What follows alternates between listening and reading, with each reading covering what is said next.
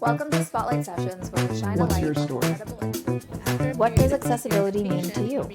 What's your mission? Can you tell us a little bit about yourself?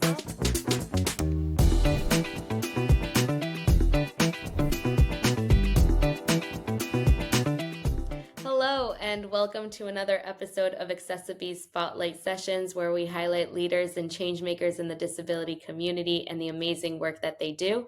My name is Sapir, and I head up accessiBe's nonprofit partnership program, and we're really excited for today's guest, Adam Hyland. So welcome, Adam. Thank you, Sapir. It's really great to have this opportunity to talk to you. Same. So let's jump right in, and can you tell us a little bit about yourself? Yes, I'm Adam Hyland. I am one of three co-founders of a social enterprise called Diversity and Ability, or DNA for short. And I am the Director of Accessibility and Inclusion. That means I get the privilege to work with two of the teams within DNA predominantly, which are the team that kind of looks at creating new partnerships so we can make more impact in different parts of the world, and then the other team who deliver that impact. That's a bit about me. Amazing.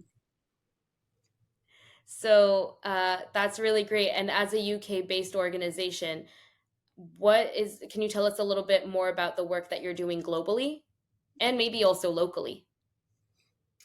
Yeah, so Diversity and Ability has been going for 11.5 years now, and we are a social enterprise that is led by and for people who have lived experience. So 79% of our team would self-identify as a disabled or neurodiverse person. We have over 200 people now as part of our community, which is really exciting. And we work, as you already say, we're UK based, but we work across the globe. And I guess we could break our kind of work down into two main areas. One is our one-to-one services, so we support disabled and neurodiverse individuals in education and in employment, and actually in finding employment as well. And I guess that's about providing support around looking at everyone's diversity, understanding that diversity, and then looking at strategies and assistive technology that can enable individuals to overcome barriers and to reach their potential. And then the second kind of main part of our work is working with organizations, and it's about working in partnership to really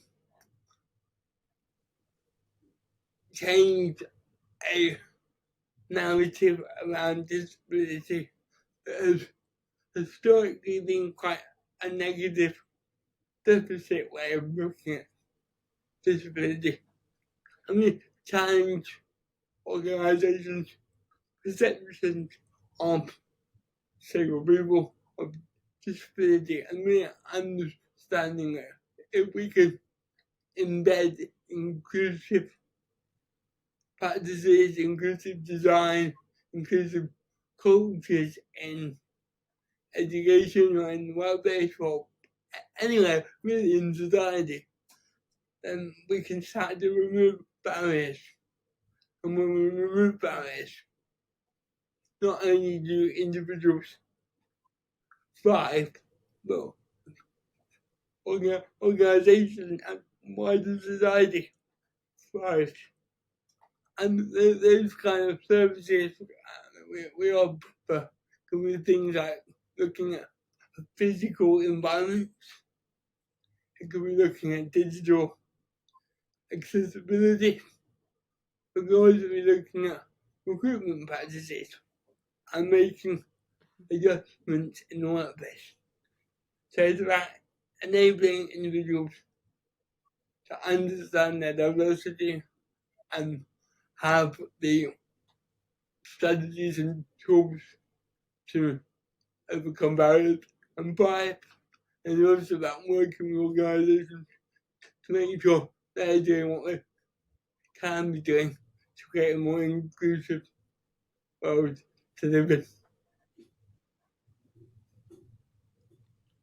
I love the multi-tiered approach where you're talking to individuals and organizations and you're assessing the impact and then delivering on it. And it sounds like your organization is doing really amazing work. How did you find yourself to become part of the co-founding team? So, in a previous role I was working in, I met the two other co-founders and they were running a similar project. And we got talking and different year I met with them and they spoke at a conference and I guess our values aligned and our goal of creating a more inclusive world where lived experience was driving the change brought us together and then that energy morphed into diversity and ability. Really, it was a great story and a great beginning. Right. I found in our work here that when you need to involve people earlier on in the conversation, so I'm glad that you found your co-founders who are as committed as you are, um, because when you assume wrong. So having these conversations with like-minded peers, and sometimes also not like-minded peers, can really make a really big difference. So can you share a memorable experience that you've had during your time with the organization? Well, there's been so many. Can I share two with you? And I think Absolutely. the first one would absolutely be our first ever diversity and ability conference, and we did that after kind of COVID. I think COVID is sadly still here and impacting people, but once kind of society got back to to being in Facebook, we ran our first ever conference, and it was a celebration, actually, I think, really, of DNA and the journey and the community that has just got larger and larger, and more importantly, celebrating the work that our partners have achieved and the impact that has had on hundreds and thousands of people's lives since we've been um, working in this field. And I think that conference for me really encapsulated the spirit of diversity and ability and the enthusiasm to make positive change and continue to learn and do more. That's one memory, and just quickly second memory, certainly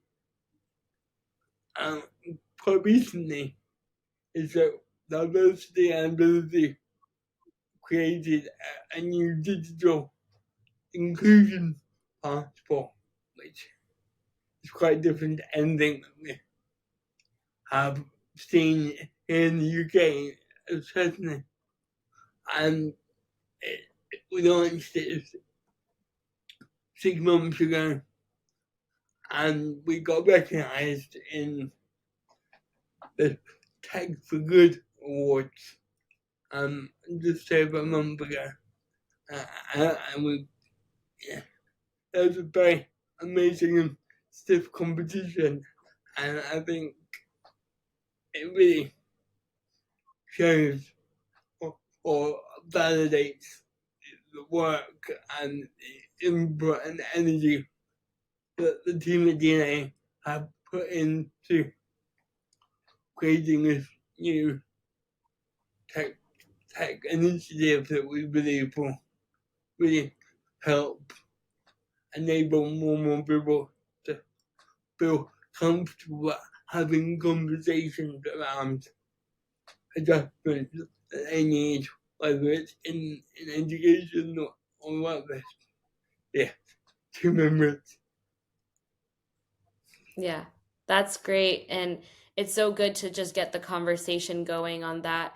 You alluded a little bit earlier to making adjustments or changes to workplace culture and how businesses can make a difference. But do you have a message for the business community about how to make a more inclusive world? That is a big question, but a really key one. I think for me, it's about culture. It's about embedding understanding that whatever diversity people experience, we need to enable each and every person to feel like they belong in that organization or in that environment. And I think when we can truly see that diversity and lived experience is an asset that the world needs to continue to thrive, to continue to learn, and to continue to innovate. When we can get that message and that understanding and that culture, and amazing things can truly happen. Agreed. So, my final question for you today is what's one thing that you wish people knew about the community of people with disabilities and the community of the neurodiverse?